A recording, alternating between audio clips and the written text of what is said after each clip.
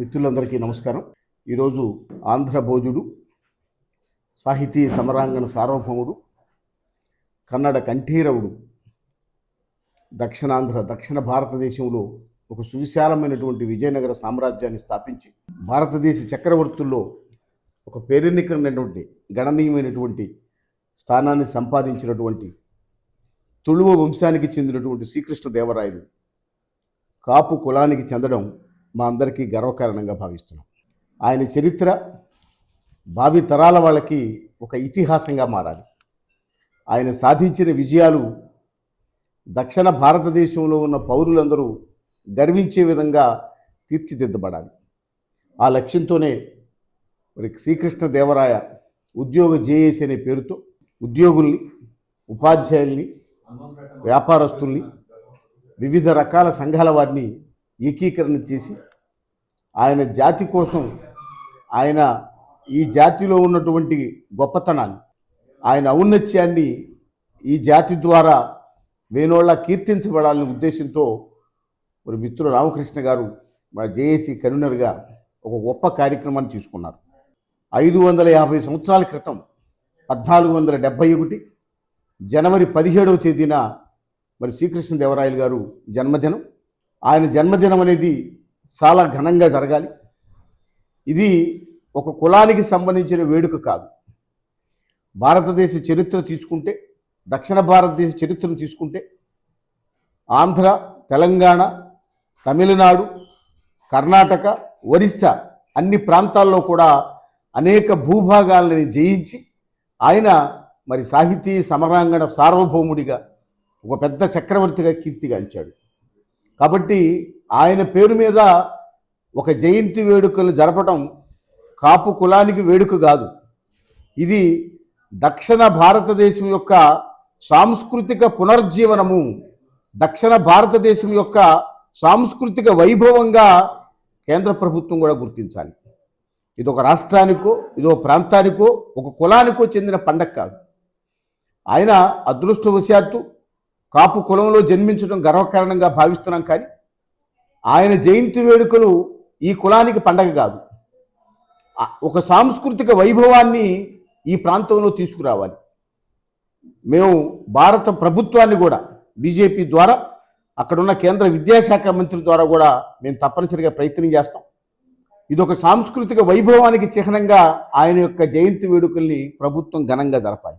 అలానే మరి ఈ కాపు కులంలో చక్కటి సంఘసేవ చేసిన వాళ్ళని, మంచి పరిపాలనా విధానం తీసుకొచ్చిన వాళ్ళని పిలిచి వారికి రాయలనే ఒక బిరుదునిచ్చి మరి ఆ రాయల యొక్క వైభవాన్ని మళ్ళొక్కసారి జీవింపజేయాలనే ఒక ఆలోచనతో మా రామకృష్ణ గారు మా అందరినీ కూడా ప్రేరణ కల్పించి ఒక మంచి కార్యక్రమం చేపట్టాడు. భవిష్యత్తులో దీన్ని ఈ సంవత్సరంతో ప్రారంభిస్తున్నాం.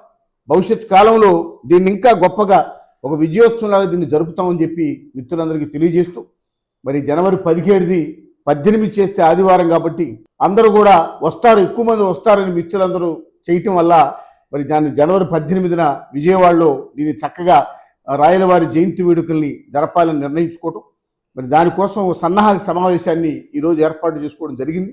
తప్పనిసరిగా ప్రభుత్వం కూడా ఈ అంశాన్ని గుర్తించి రాయలవారి యొక్క జయంతి వేడుకల్ని తెలుగు సాంస్కృతిక వైభవంగా ఒక పండగగా జరపాలని చెప్పి మేము కోరుకుంటున్నాం. అందరికీ నమస్కారం. ఈరోజు ఈ కార్యక్రమానికి అధ్యక్షత వహించిన వాళ్ళందరికీ కూడా నా ప్రత్యేక కృతజ్ఞత, ధన్యవాదాలు తెలియపరుస్తున్నాను. ఎందుకంటే కృష్ణదేవరాయల యొక్క ఆ వంశంలో నేను కూడా ఉన్నందుకు మొట్టమొదటిసారిగా నాకు చాలా గర్వంగా ఉంది, నాకు చాలా హ్యాపీగా ఉంది. ఇలాంటి కార్యక్రమాలు చూసిన వాళ్ళందరికీ కూడా చాలా ప్రత్యేక కృతజ్ఞతలు మళ్ళీ ఒకసారి తెలియపరుస్తున్నాను.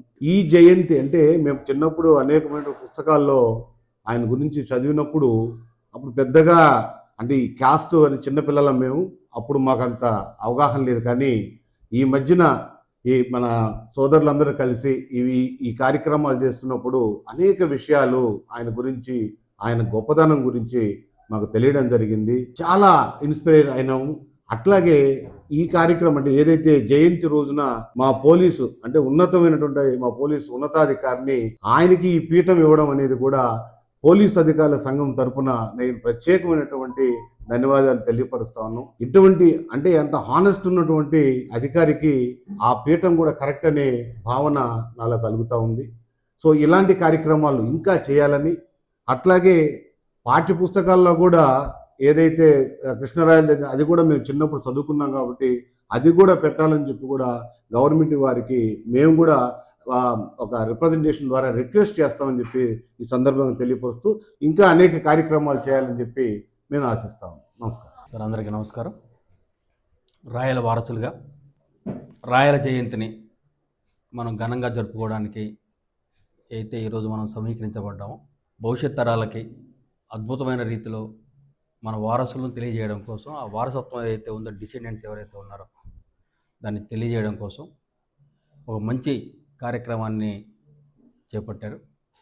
ఈ కార్యక్రమం అద్భుతంగా విజయవంతం కావాలని, ఈ కార్యక్రమానికి ఆంధ్రప్రదేశ్ కాపు టీచర్స్ వెల్ఫేర్ అసోసియేషన్ ద్వారా ఎటువంటి సహాయ సహకారాలన్నా మీకు అందిస్తామని చెప్తూ, అలాగే రాష్ట్రంలో ఆంధ్రప్రదేశ్ కాపు టీచర్స్ వెల్ఫేర్ అసోసియేషన్ రాష్ట్ర వ్యాప్తంగా అన్ని జిల్లాల్లో కార్యవర్గాలు ఉన్నాయి.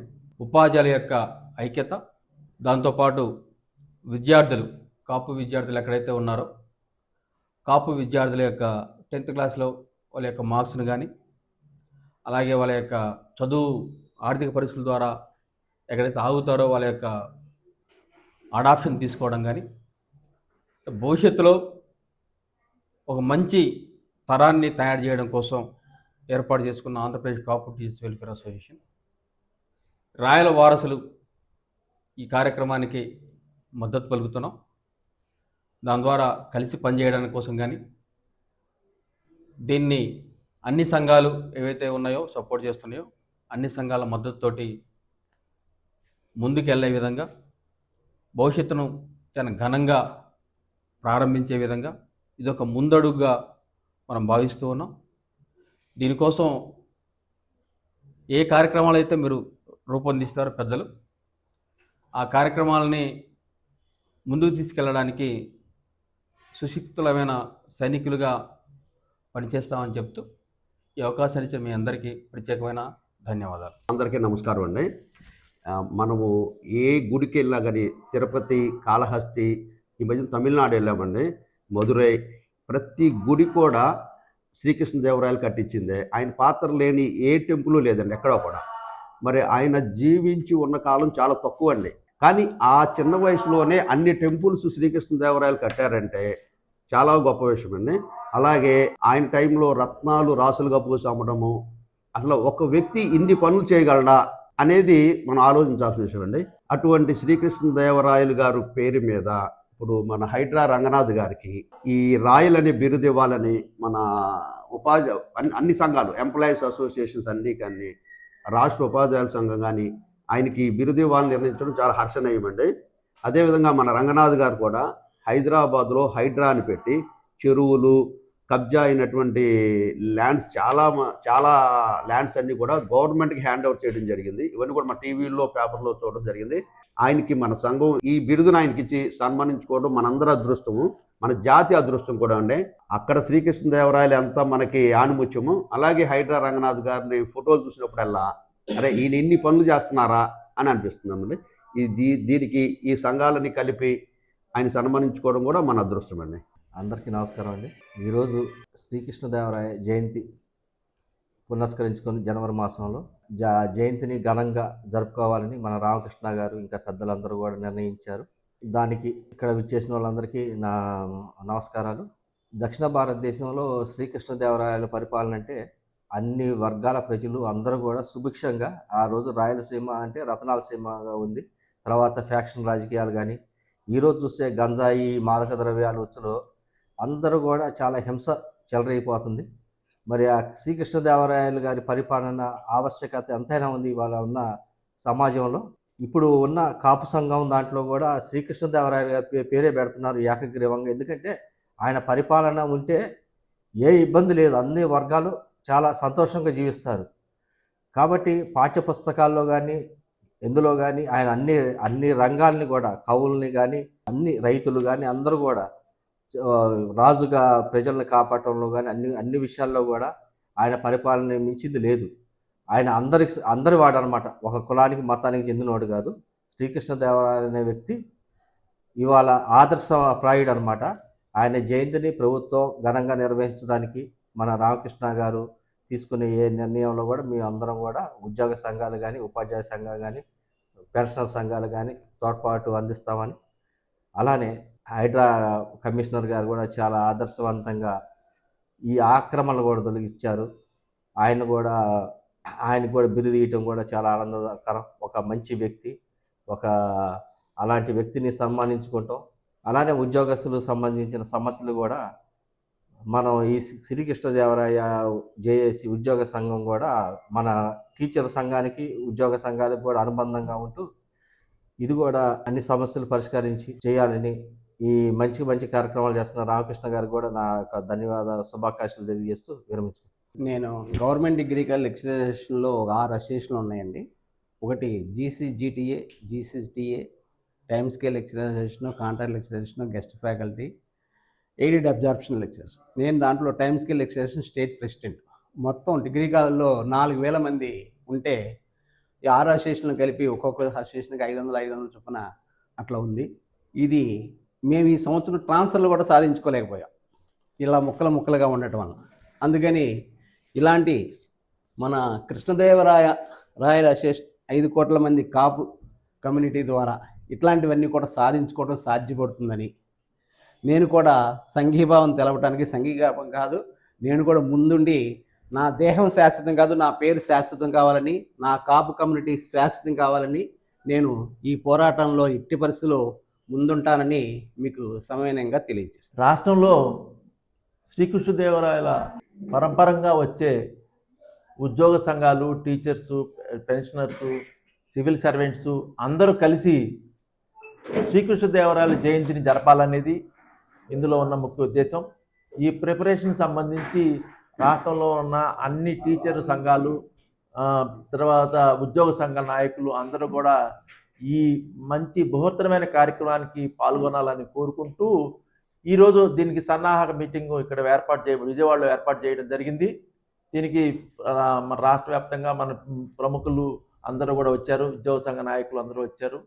దీని ద్వారా మనం శ్రీకృష్ణ జయంతి జరుపుకోవాలి, శ్రీకృష్ణదేవరాయల జయంతిని జరుపుకోవాలని.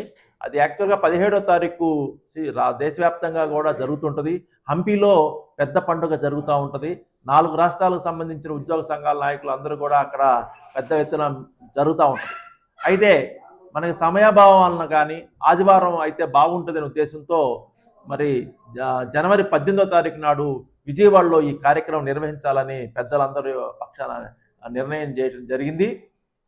ఆ సందర్భంగా మన రాయల గారి వంశంలో అత్యున్నతమైన సేవలు అందిస్తున్న పోలీస్ డిపార్ట్మెంట్లో శ్రీ ఆవుల రంగనాథ్ ఐపీఎస్ గారిని రాయల్ బిరుదు ఇచ్చి సన్మానం చేయాలని, ఆయన యొక్క విశేషమైన సేవలకు గాను ఆ రోజు రాయల్ గారు, శ్రీ విజయనగర సామ్రాజ్యాధిపతి అయిన రాయల్ గారు చెరువులు, రోడ్లు, చెట్లు వీటి మీద చాలా ఎక్కువ కార్యక్రమాలు చేశారు. అదే ఈనాడు తెలంగాణలో కూడా శ్రీ రంగనాథ్ గారు చాలా విశేషమైన కృషి చేస్తున్నారు. ఆయన్ని ఆ అంశంలో ఉన్నాడు కాబట్టే ఈ కార్యక్రమాలు చేస్తున్నారనేది మేము అందరం కూడా నమ్ముతున్నాం. కాబట్టి అత్యంత విలువైన నిజాయితీపరుడు, మనసున్న మనిషి అయిన శ్రీ రంగనాథ్ గారిని శ్రీకృష్ణదేవరాయల గారి పీఠం, విరూపాక్ష పీఠం అనేది శ్రీకృష్ణదేవరాయలు ఆ రోజునాడు ఏర్పాటు చేశారు.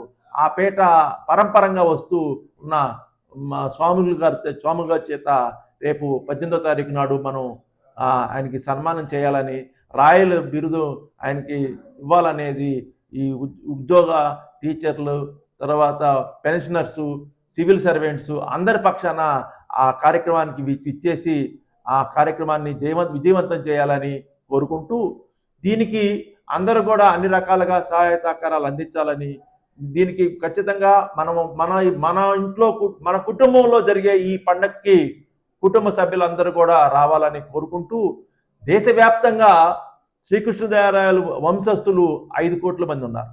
అందులోనే దక్షిణ భారతదేశంలో 4.5 కోట్ల మంది ప్రజలు ఆయన పరంపరంగా ఉన్నాం. అదేవిధంగా ఉద్యోగ సంఘాల్లో ఉద్యోగాల్లో కూడా దేశవ్యాప్తంగా కూడా 5 లక్షల మంది ఉంటే 4 లక్షల మంది ఒక దక్షిణ భారతదేశంలోనే ఉన్నారు. దాంట్లో ప్రభుత్వ ఉద్యోగులు 2.5 లక్షల పైగా ప్రభుత్వ ఉద్యోగులు రాయల వంశస్థులు ఉన్నారని చెప్పడానికి సగర్వంగా సంతోషపడుతున్నాం.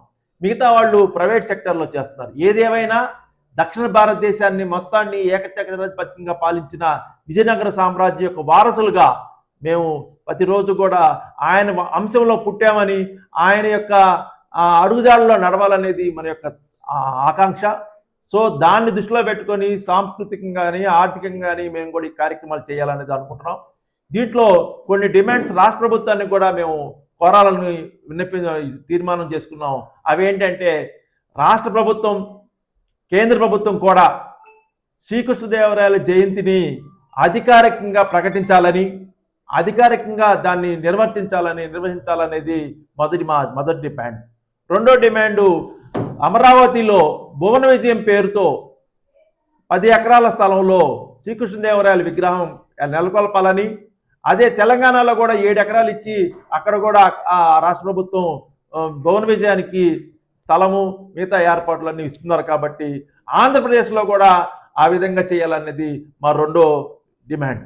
మూడో డిమాండు శ్రీకృష్ణదేవరాయలు నాకు తెలిసి భారతదేశం మొత్తం మీద పాలించిన అన్ని రాజుల కన్నా శ్రీకృష్ణదేవరాయల యొక్క పరిపాలనే రోడ్ల మీద రత్నాలు పోసి అమ్మిన అంత ఘనకీర్తి గల రాయల్ గారికి పాఠ్యాంశాల్లో 10 తరగతులను సోషల్ స్టడీస్లో రాయల్ గారి పాఠం పెట్టాలని, ఆయన యొక్క కీర్తి, ఆయన యొక్క సాంస్కృతిక విలువ ఒక రకంగా చెప్పాలంటే దేశ భాషలందు తెలుగు లెస్స అని చెప్పింది ప్రపంచంలో ఎవరు చెప్పలేదు.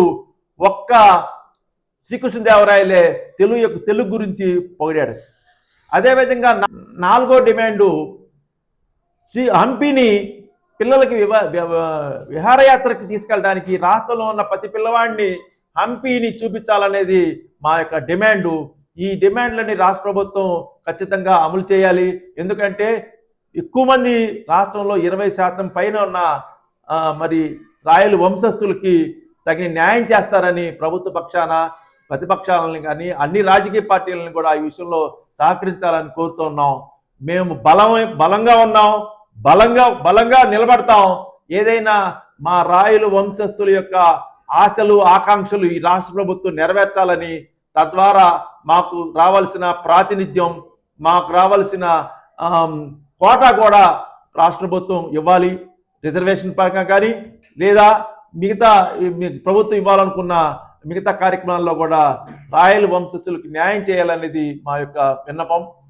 తద్వారా రాష్ట్రంలో ఈ సామాజిక వర్గం పిల్లల యొక్క చదువుల కోసం లేదా వాళ్ళ యొక్క మ్యారేజ్కి సంబంధించి కూడా 4 రాష్ట్రాలకు సంబంధించి ఒక వెబ్సైట్ పెట్టి ఈ పిల్లల యొక్క ఉద్యోగాలకు సంబంధించి రాయల వంశస్థుల పిల్లల యొక్క ఉద్యోగాల గురించి వాళ్ళ వివాహాల గురించి కూడా మేము ఒక వెబ్సైట్ని తయారు చేయబోతున్నాం. అందరికీ కూడా ఈ అన్ని రాష్ట్రాల్లో ఉండే పిల్లలందరి సంబంధించి వివాహాల సంబంధించి ఒక వేదికని ఏర్పాటు చేసి అందరికీ న్యాయం చేయాలని అనేది ఈ యొక్క శ్రీకృష్ణదేవరాయలు ఉద్యోగ చేసి యొక్క లక్ష్యంగా ముందుకెళ్తున్నాం. సో రాష్ట్రంలో ఈ రాయల వంశస్థులు అందరూ కూడా ఏకం కావాలి, ఐక్యం కావాలి. మన బలగం ఈ వేదిక ద్వారా అందరికీ తెలియజేయాలని కోరుకుంటూ జనవరి 18 విజయవాడలో గౌరవ ఆవుల రంగనాథ్ గారికి రాష్ట్రంలోని కాపు, బలిజ, ఒంటరి, తూర్పు కాపు, మున్నూరు కాపు ఉద్యోగస్తు సంఘాల అన్ని పక్షాన మనం పెద్ద ఎత్తున ఆయనకి సన్మానం చేసి రాయలనే బిరుదు ఇవ్వబోతున్నాం. దీనికి రాష్ట్రంలోని అన్ని సంఘాలు, అన్ని ఆర్గనైజేషన్స్ కూడా సపోర్ట్ చేయాలి. ఆనాడు మీరు విచ్చేసి ఆ మనిషిని, ఆ రాయల గారి ఆ బిరుదు అంకితుడైన ఆవుల రంగనాథ్ గారిని మీరందరూ కూడా వచ్చి సన్మానం చేసి ఆయన గౌరవించుకోవడానికి అవకాశం ఉంది. కాబట్టి అందరికీ రాష్ట్ర వ్యాప్తంగా అందరికీ తెలియజేస్తున్నాం, ఆనాడు మన రాష్ట్ర పండుగగా మనం జరుపుకోవాలి. కాబట్టి మీ అందరికీ కమిటీ పక్షాన మీ అందరినీ కూడా ఆహ్వానం పలుకుతున్నాం. ఆ మహానాయకుడిని మరొక శ్రీకృష్ణదేవరాయల్లాగా ఉండే ఆ ఆవుల రంగనాథ్ గారిని సన్మాన కార్యక్రమంలో మీరందరూ పాల్గొనాలి. రాష్ట్రంలోని రిటైర్డ్ ఐఏఎస్ ఆఫీసర్లు, రిటైర్డ్ ఉద్యోగస్తులు, కార్మికులు, తర్వాత వ్యాపారవేత్తలు, డాక్టర్సు, ఇంజనీర్సు, ఎంప్లాయీస్ అందరూ కూడా ఇది మన ఇంట్లో కుటుంబ పండగ మీరు భావించాలి.